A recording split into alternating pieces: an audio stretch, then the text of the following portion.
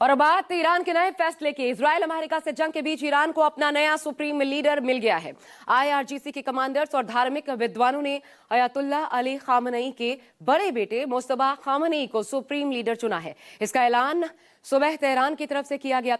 इस खबर ने जैसे दादागिरी दिखा रहे ट्रंप की मुश्किलें बढ़ा दी हैं, क्योंकि सुप्रीम लीडर बनते ही ईरान ने नए सिरे से मिसाइल अटैक शुरू कर दिए, तो दूसरी ओर इजराइल ने खुली धमकी दी कि जो भी नया सुप्रीम लीडर होगा उसे जल्द खत्म किया जाएगा। लेकिन इजराइल की इस धमकी का ईरान पर कोई असर नहीं पड़ा, यानी खाड़ी में युद्ध अभी थमने वाला नहीं है, ये तय हो गया है।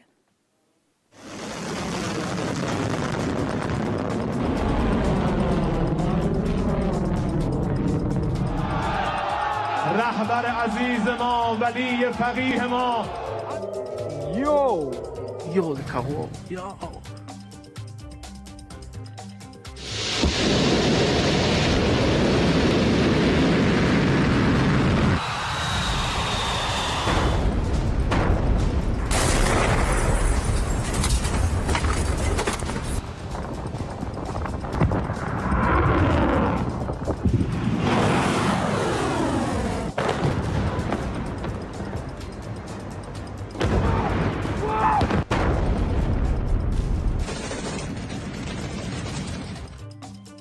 मुस्तफा को ईरान की कमान, नए सिरे से हमले का प्लान। रहबर अजीज मा वली फकीह मा अल्लाह अकबर।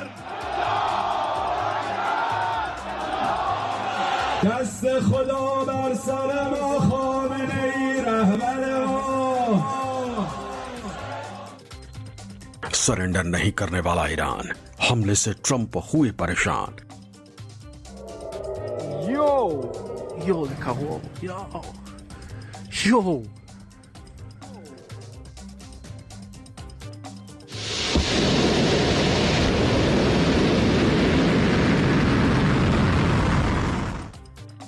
खामनेई के बेटे सुप्रीम लीडर, मिडिल ईस्ट में शांति या डर।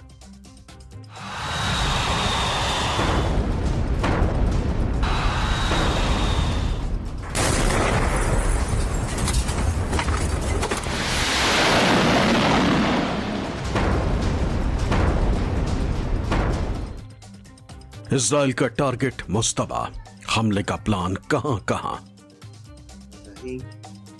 सलाम बर मिलत अजीज व मुबारज़ मा।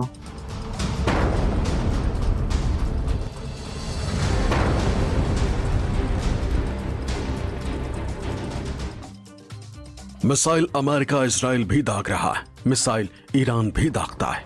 न अमेरिका एक कदम पीछे हटने को तैयार है, न ईरान सरेंडर करने को तैयार है।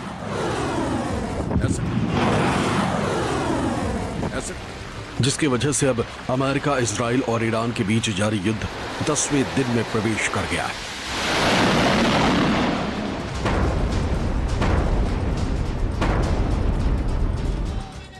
इसी के साथ अब ईरान को अपना नया सुप्रीम लीडर भी मिल गया।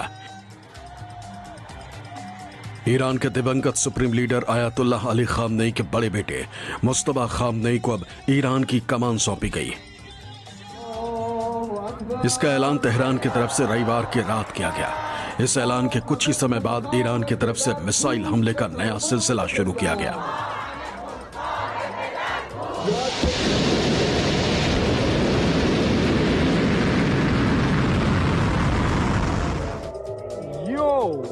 यो लिखा हुआ यो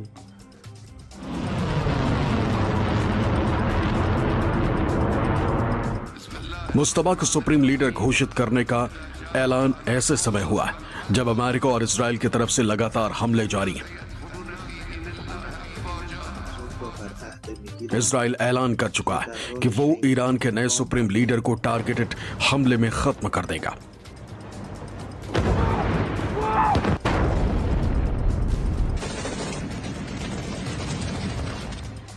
लेकिन मुस्तफा को सुप्रीम लीडर बनाए जाने के बाद जिस तरह से हमले किए गए, उससे साफ है कि ईरान रुकने वाला नहीं।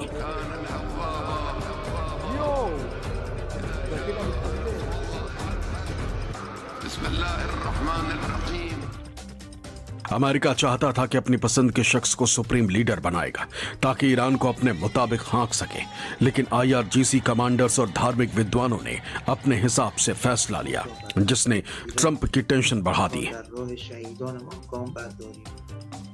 आयतुल्लाह अली खामनेई के बड़े बेटे 8 सितंबर 1969 को ईरान के मशहद में जन्म। ईरान इराक युद्ध में शामिल रहे।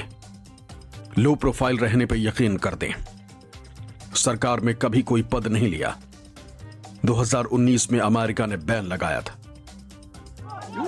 युद्ध शुरू होने के बाद सार्वजनिक तौर पर मुस्तबा को नहीं देखा गया था, लेकिन अब एक कार्यक्रम में उनके सुप्रीम लीडर बनने का ऐलान कर दिया गया। इसी के साथ ईरानी मिसाइलों पर मुस्तबा का नाम भी लिखा गया, जिससे दुश्मनों को यह मैसेज देने की कोशिश हुई है कि आयतुल्लाह अली खामनेई के खत्म होने से ईरान खत्म नहीं हुआ है।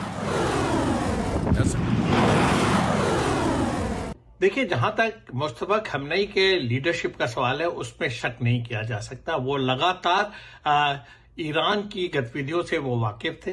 उनका आज की डेट में सुप्रीम लीडर चुना जाना दिखाता है कि वो एक तरीके से ईरान की वस्तुस्थिति को अच्छी तरीके से समझते हैं। उनके आगे आने वाले दिनों में बहुत अहम भूमिका निभानी। वो किस तरीके से इजराइल को डील करेंगे, किस तरीके से अमेरिका को वार्ता के लिए मजबूर करेंगे, और यह किस तरीके से तमाम मिलिट्री बेसिस पे अपने हमले जारी रखेंगे जिससे कि ईरान का वर्चस्व मिडिल ईस्ट में बना रहे।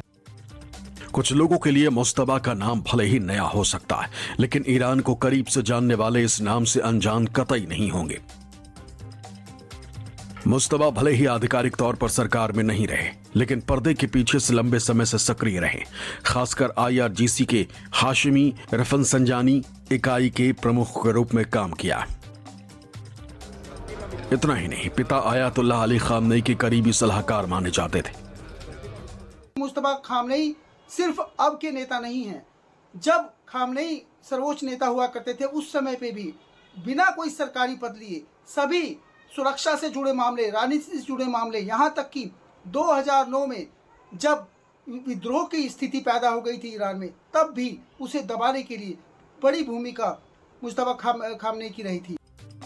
मतलब ये कि ईरान में चेहरा भले ही मुस्तबा के पिता थे, लेकिन सलाहकार के तौर पर इन्हीं ने ईरान को मजबूत करने पर जोर दिया। लिहाजा अमेरिका से मुकाबले के लिए मुस्तबा पहले दिन से ही तैयार है। वहीं अमेरिका और इजराइल ने मुस्तबा को सुप्रीम लीडर मानने से इनकार कर दिया। ट्रंप ने दावा किया है कि एक हफ्ते में ही ईरान को तहस नहस कर दिया गया। We've accomplished more in 1 week than anyone thought possible. We've wiped out their Navy, 44 ships. We've wiped out their Air Force, every plane. We've wiped out most of their missiles. You see, the missiles aren't coming much anymore. We've also hit their manufacturing areas where they make the missiles very hard. Their drone capacity is way down. And we've hurt them where it hurts. Including about every form of leadership you can have, we've wiped out. Trump भले ही Iran को तगड़ा नुकसान पहुंचाने का दावा करे, लेकिन इतना भी तय है कि नुकसान अमेरिका और इजराइल को भी कम नहीं पहुंचा है, क्योंकि ईरान अपने मिसाइलों और ड्रोन हमलों से अमेरिका और उसके सहयोगी देशों को लगातार टारगेट कर रहा। अमेरिका को शायद लगा था कि पहले हफ्ते में ही ईरान को निपटा देगा और ईरान सरेंडर को मजबूर होगा, लेकिन ऐसा बिल्कुल नहीं हुआ।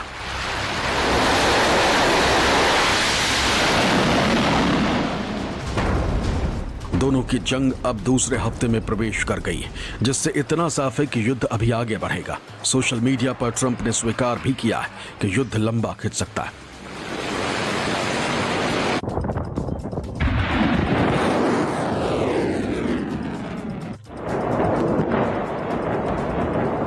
We're winning the war by a lot. We've decimated their whole evil empire. It'll continue, I'm sure, for a little while. But very proud of the people, the parents. The parents were so proud of the war itself is going unbelievably. It's जिस तरह से America और Iran युद्ध से पीछे हटने पर अड़ गए, उससे इतना तो साफ है कि जंग रुकने वाली नहीं।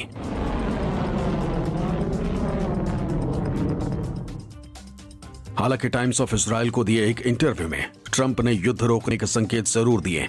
खबर के मुताबिक जब ट्रंप से पूछा गया कि क्या ईरान के साथ युद्ध समाप्त का फैसला अकेले करेंगे या फिर सहयोगियों के साथ बातचीत के बाद, इसका ट्रंप ने दावा किया कि इजराइल के साथ आपसी सहमति के बाद ही युद्ध रोकने का फैसला होगा।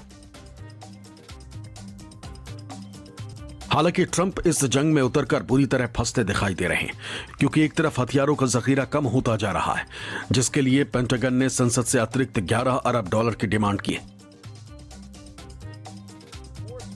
तो वहीं दूसरी तरफ अमेरिका के युद्ध में उतरने को लेकर सवाल उठ रहे हैं। अमेरिकी प्रतिनिधि थॉमस मैसी ने सवाल उठाया है कि ट्रंप ने ईरान को वेनेजुएला समझने की भूल कर दी थी। Iran is not Venezuela. The Ayatollah was not a president. He was a religious leader from a region notorious for radical Islamists. And the United States and Israel turned him into a martyr. And in the process of doing so, we've already expended billions of dollars, and more solemnly, 6 American families must now lay to rest their sons and daughters. And for what? इस बीच times of Israel की तरफ से दावा किया गया है कि Iran के पूर्व supreme leader Ayatollah Ali Khamenei के बेटे मुस्तबा खामनेई घायल हो गए। हालांकि खबर में यह जानकारी नहीं दी गई है कि मुस्तबा किस हमले में और कब घायल हुए।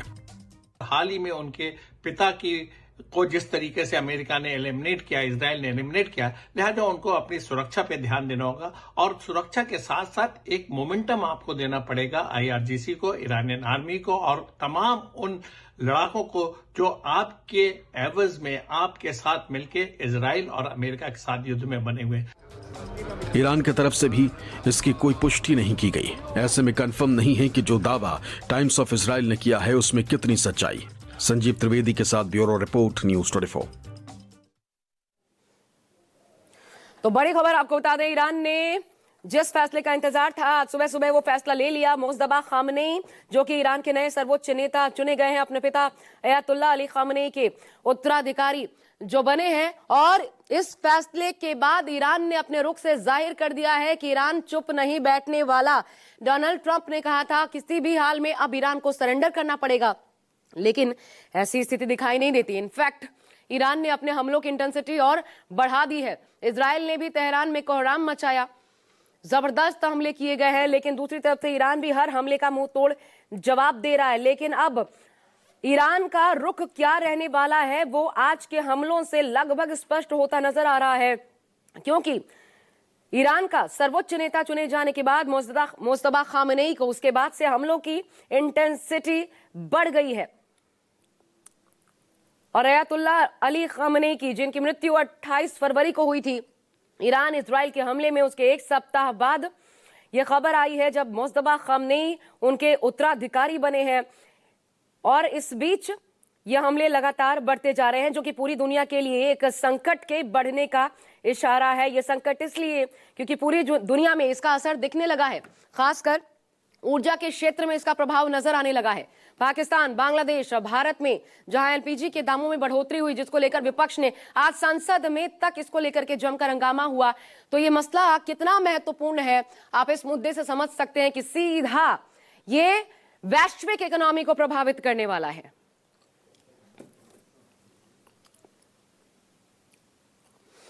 आपको बता दें, मुस्तबा खामनेई जिनको चुना गया है और जाहिर तौर पर माना जा रहा था कि अपने पिता के बाद वही इस पद पर बैठेंगे।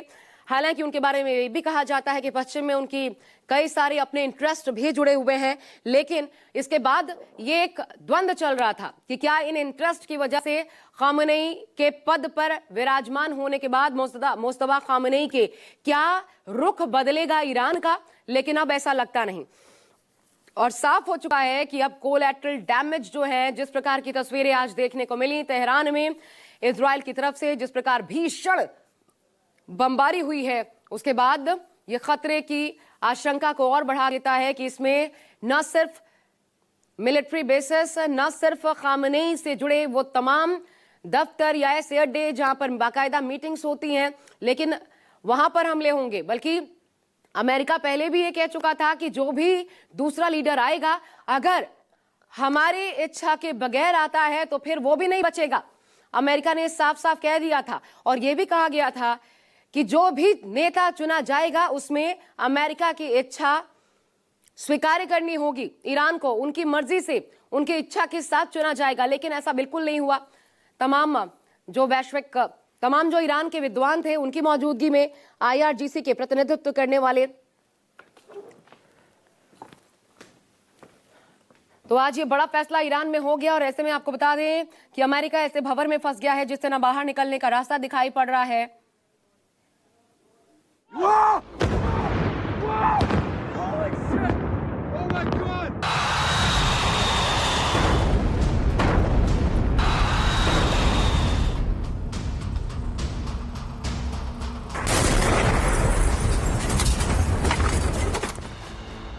तेहरान में सबसे बड़ा धमाका, तेल रिफाइनरी धुआं धुआं।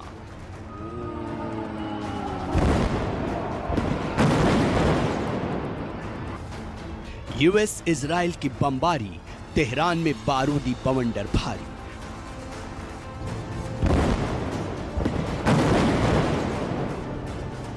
ट्रंप बोले पूर्ण विनाश, ईरान रोकने में कितना कामयाब।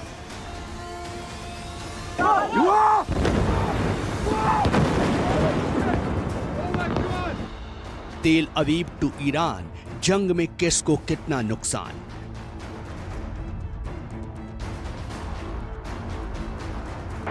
भयानक जंग के बीच हो रही तूफानी बमबारी से तेहरान कांप रहा है। IDF ईरानी सैन्य ठिकानों के साथ ऊर्जा ढांचे पर हमला करके आग लगा रहा है। इस जंग में अमेरिका और इजराइल दोनों मिलकर तेहरान को दहलाने के लिए लगातार एयर स्ट्राइक कर रहे हैं।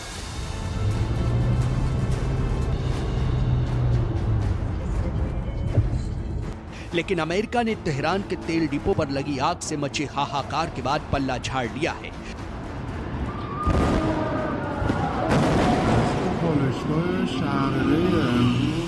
जबकि सच ये है कि अमेरिका के सह पर ही इजराइल लगातार ईरान पर तबाही मचा रहा है। इस बीच तेहरान में एक बड़े फ्यूल डिपो में बमबारी करके आग लगा दी, जिसके बाद तेहरान के कई इलाकों में घने काले धुएं का गुबार छा गया।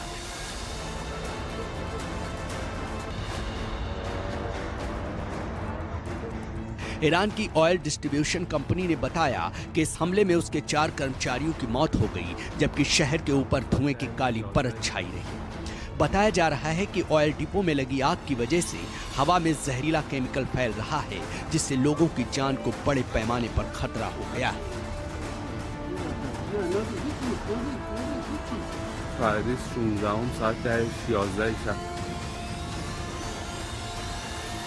इन हमलों के बीच ईरान के प्रेसिडेंट मसूद पेजेश्कियान ने चेतावनी दी कि तेहरान मिडिल ईस्ट में अमेरिकी ठिकानों पर अपने हमले तेज करेगा। इस बीच खबर है कि सऊदी अरब के अल खार्ज इलाके में रिहायशी परिसर पर ईरानी मिसाइल गिरने से एक भारतीय और एक बांग्लादेशी नागरिक की मौत हो गई, जबकि 12 बांग्लादेशी लोगों के घायल होने की भी खबर है। सऊदी सिविल डिफेंस एजेंसी के मुताबिक आवासीय परिसर पर मिसाइल गिरने से इमारत को भारी नुकसान पहुंचा। इस हमले से आसपास के इलाके में अफरा तफरी मच गई।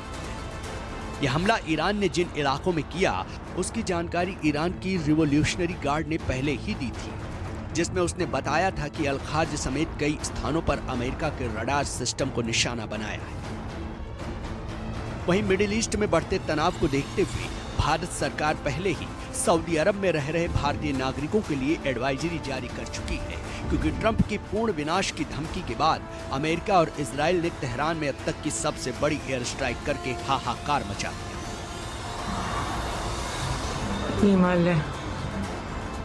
इन 4 तस्वीरों को देखिए जो युद्ध के मैदान से आई हैं।